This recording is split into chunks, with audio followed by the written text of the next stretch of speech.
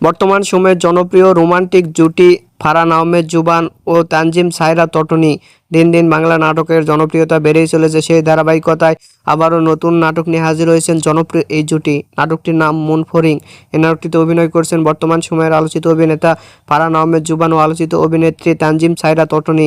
এই নাটকটি রচনা পরিচালনা করেন ইমরাউল রাফাত। নাটকটি খুব শীঘ্রই ঈদে সিএমবির ইউটিউব চ্যানেলে প্রকাশিত হবে। আপনারা দেখতে চাইলে অবশ্যই সিএমবির ইউটিউব চ্যানেলে চোখ রাখুন এবং নিয়মিত নতুন নতুন নাটকের আপডেট পেতে হলে অবশ্যই চ্যানেলটিকে সাবস্ক্রাইব করে রাখুন। পরবর্তী ভিডিওর জন্য অপেক্ষা করুন।